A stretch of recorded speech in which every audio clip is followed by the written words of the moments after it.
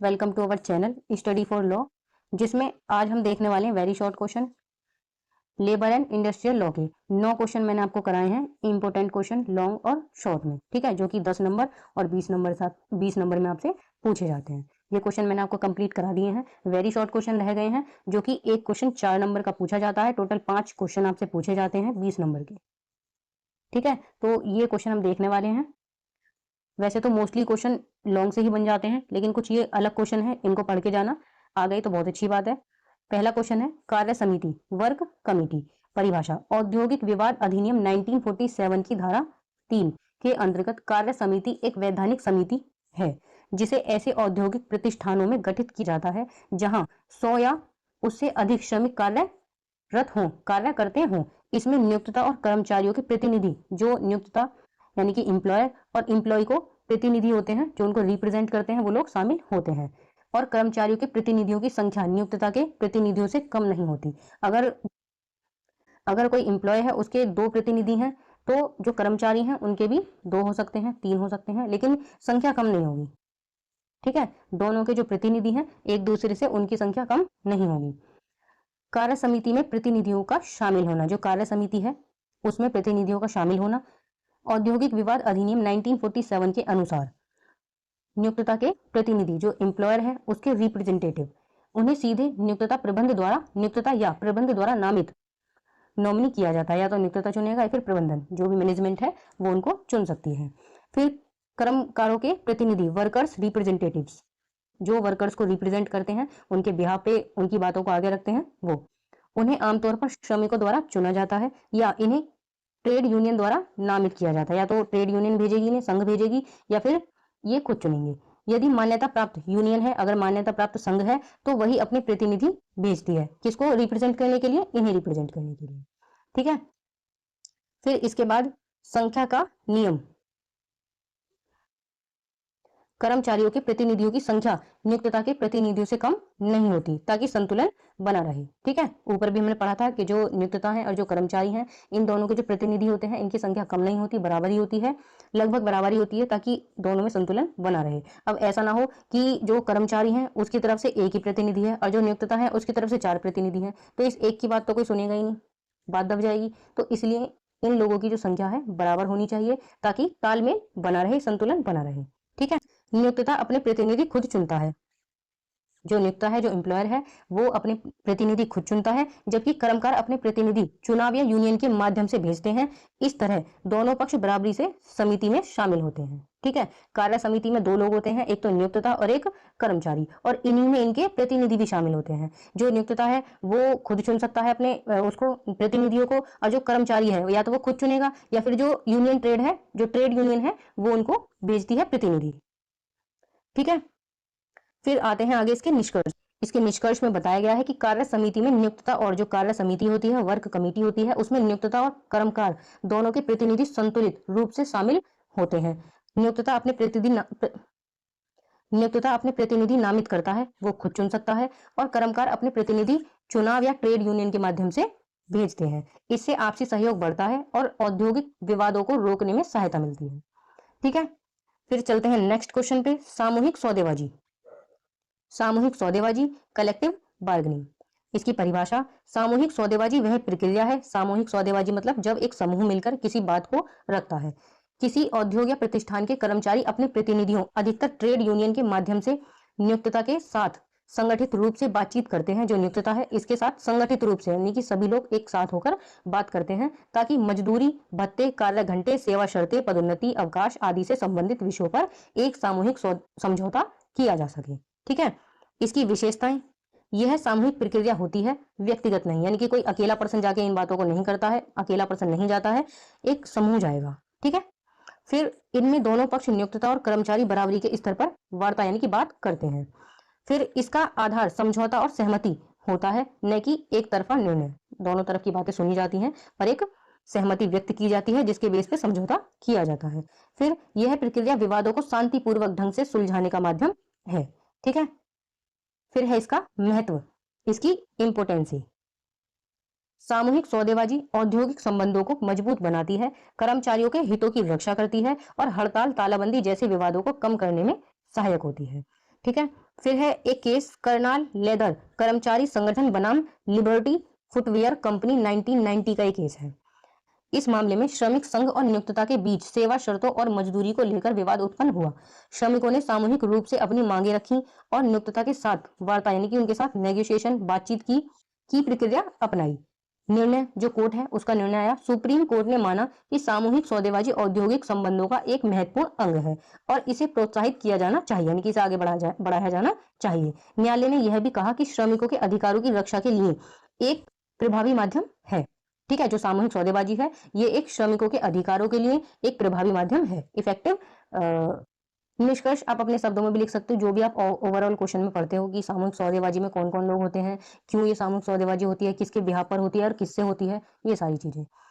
इस प्रकार सामूहिक सौदेबाजी नियोक्ता और कर्मचारियों के बीच विवादों के समाधान का एक प्रभावी शांतिपूर्ण माध्यम है जो आपसी सहमति पर आधारित होता है तथा औद्योगिक संबंधों में संतुलन, सहयोग और स्थिरता बनाए रखने में महत्वपूर्ण भूमिका निभाता है। ठीक है, सामूहिक सौदेबाजी के अंतर्गत एक समूह होता है जो सौदेबाजी करता है नियोक्ता से कर्मचारी के बिहाफ पर, उसे ही हम सामूहिक सौदेबाजी कह सकते हैं। ठीक है, फिर इसके बाद आते हैं हम तीसरे क्वेश्चन पर, कर्मकार। कर्मकार वर्कमैन कौन होता है, इसकी परिभाषा औद्योगिक विवाद अधिनियम 1947 की धारा 2S और हमने अभी कार्य समिति पढ़ी थी, कार्य समिति सेक्शन 3 में औद्योगिक विवाद अधिनियम 1947 की धारा 3 में कार्य समिति को बताया गया है और धारा 2S में किसे बताया गया है, कर्मकार को, वर्कमैन को। के अनुसार कर्मकार वह व्यक्ति है जो किसी उद्योग में मजदूरी वेतन के बदले कार्य करता है और जिसका कार्य कुशल और अकुशल तकनीकी संचालन या लिपिकीय प्रकृति का होता है। कुशल मतलब कोई टेक्निकल वर्क जैसे कंप्यूटर पे वर्क है, कोई इलेक्ट्रीशियन का वर्क है, ये सारी चीजें आएंगी कुशल में। और अकुशल में आ सकती हैं कोई लेबर है, कोई सफाई कर्मचारी है, मतलब सफाई कर्मचारी है, या कोई सामान ढोने वाले व्यक्ति हैं, वो अकुशल में आएंगे।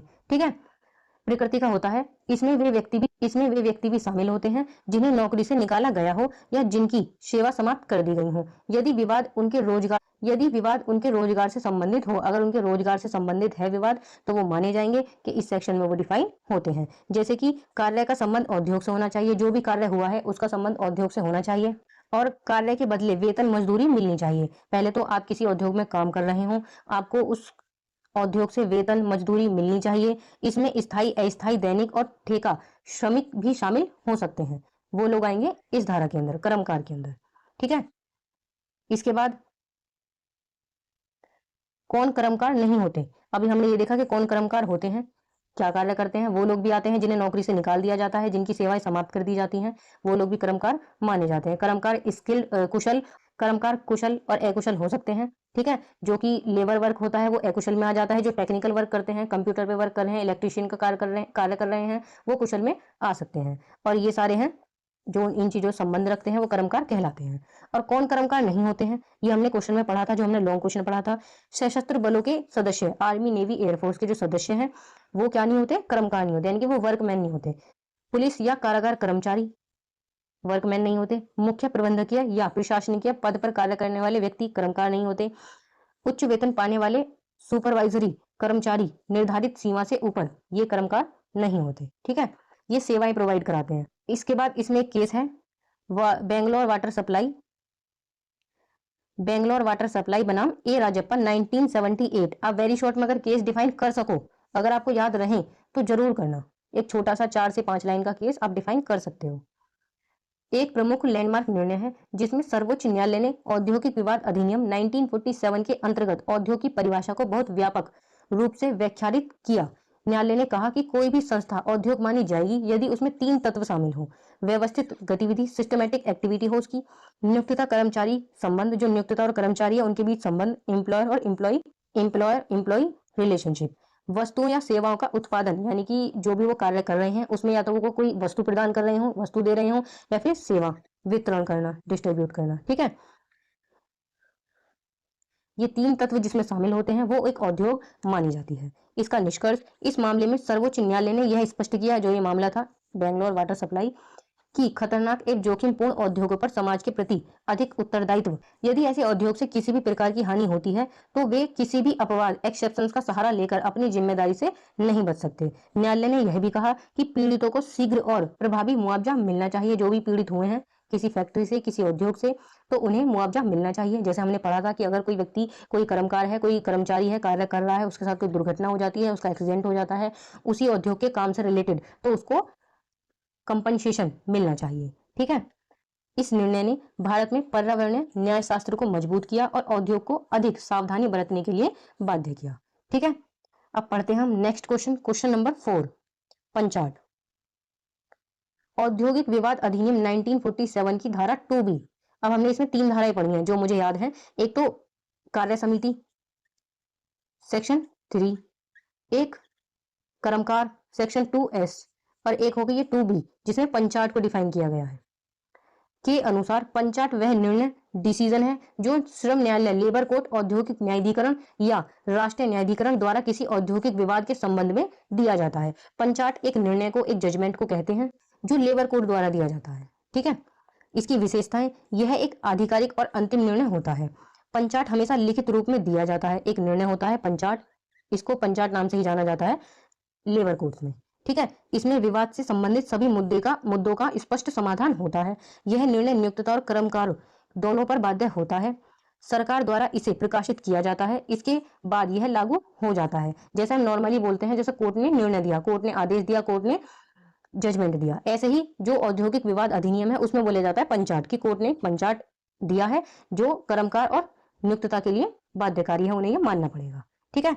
इसका प्रभाव, इफेक्ट, पंचाट लागू होने के बाद दोनों पक्षों को इसका पालन करना अनिवार्य होता है। जैसे नॉर्मली आपको अगर कोर्ट कोई आदेश देती है, कोई जजमेंट देती है, तो आपको उसका पालन करना है। इसी प्रकार जो पंचाट होता है, जो पंचाट लागू किया जाता है, उसका पालन करेगा कौन करेंगे? दोनों पक्ष, कर्मकार और नियोक्ता। यदि कोई पक्ष इसका पालन नहीं करता तो उसके विरुद्ध कानूनी कार्रवाई की जा सकती है। फिर एक केस है भारत बैंक लिमिटेड बनाम भारत बैंक लिमिटेड के कर्मचारी। इस केस में कहा गया है कि इस मामले में भारत बैंक लिमिटेड के कर्मचारियों और नियोक्ताओं के बीच वेतन, सेवा शर्तें तथा अन्य श्रमिक हितों को लेकर विवाद उत्पन्न हुआ। इस विवाद को औद्योगिक न्यायाधिकरण के समक्ष भेजा गया, जहां न्यायाधिकरण ने सभी तथ्यों और साक्ष्यों का परीक्षण कर एक पंचाट अवार्ड पारित किया, एक निर्णय दिया। न्यायालय ने कहा, न्यायालय का निर्णय, कोर्ट ने जजमेंट दिया।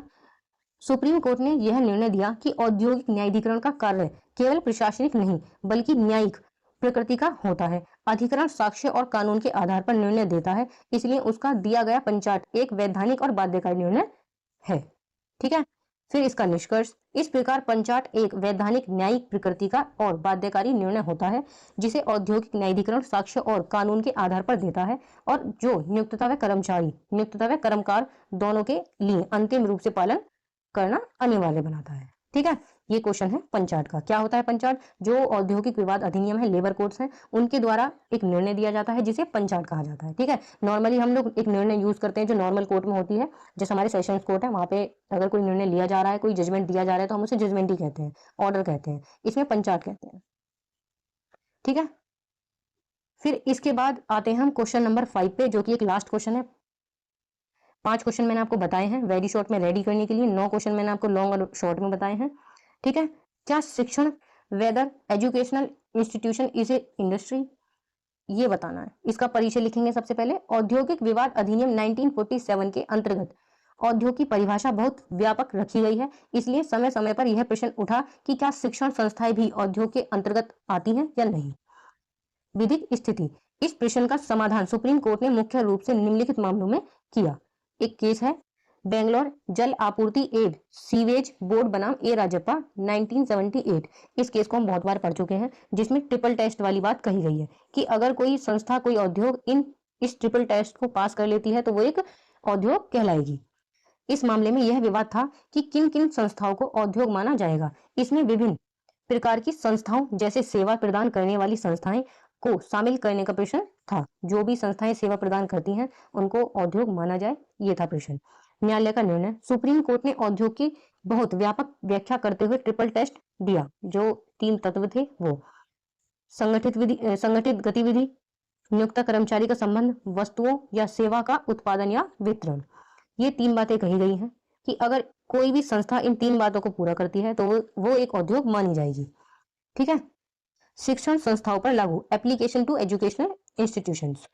शिक्षण संस्थाएं एक संगठित ढंग से कार्य करती हैं वहां शिक्षक और अन्य कर्मचारी कार्य करते हैं। एक शिक्षक और अदर लोग भी होते हैं, जो साफ सफाई कर्मचारी कह लो या फिर कोई स्टाफ कह लो, इलेक्ट्रिशियन कह लो, बहुत सारे वर्कमैन वहां कार्य करते हैं एक स्कूल वगैरह में। वे समाज को शिक्षा जैसी सेवाएं सर्विस प्रदान करते हैं। जबकि ऊपर लिखा है कि वस्तुओं और सेवा, अगर कोई ऐसी वस्तुएं या सेवा प्रदान की जा रही हैं जो लगातार दी जा रही हैं, तो वो उद्योग के अंदर आ सकती हैं। इसलिए उपरोक्त ट्रिपल टेस्ट के आधार पर सुप्रीम कोर्ट ने माना कि शिक्षण संस्थाएं भी उद्योग के अंतर्गत आ सकती हैं। फिर इसका महत्व, इस निर्णय के बाद शिक्षण संस्थाओं के कर्मचारियों को औद्योगिक विवाद अधिनियम 1947 के अंतर्गत संरक्षण मिलने लगा, जैसे औद्योगिक विवाद उठने का अधिकार, पुनर्नियुक्ति, मुआवजा आदि। ठीक है। फिर इसका निष्कर्ष, इस प्रकार सुप्रीम कोर्ट के निर्णय के अनुसार शिक्षण संस्थाएं सामान्य रूप से औद्योग की परिभाषा के अंतर्गत आती हैं, क्योंकि वे संगठित रूप से कार्य करती हैं। नियोक्ता और कर्मचारी, नियोक्ता हम प्रिंसिपल को कह सकते हैं, कर्मचारी जो उसके अंडर वर्क करते हैं उन्हें कह सकते हैं, टीचर्स को कह सकते हैं, इनके संबंध मौजूद होता है, और मतलब इन दोनों के बीच में संबंध मौजूद होता है, और समाज की शिक्षा जैसी सेवाएं प्रदान करती हैं, और समाज को शिक्षा जैसी सेवाएं प्रदान करती हैं। ट्रिपल टेस्ट के आधार पर यह स्पष्ट किया गया है कि केवल लाभ कमाना आवश्यक नहीं है, बल्कि सेवा प्रदान करना भी पर्याप्त है। इसलिए जहां ये सभी तत्व मौजूद हों, वहां शिक्षण संस्थाओं को उद्योग माना जाएगा, और उनके कर्मचारियों को औद्योगिक विवाद अधिनियम 1947 के अंतर्गत कानूनी संरक्षण एवं अधिकार प्राप्त होंगे। ठीक है। ये 5 क्वेश्चन है, पांचों क्वेश्चन को याद कर लेना। जो इसमें केस है वो केस याद कर लेना। बहुत सारे ऐसे केस हैं जो बार बार रिपीट हो रहे हैं। ठीक है। ठीक है।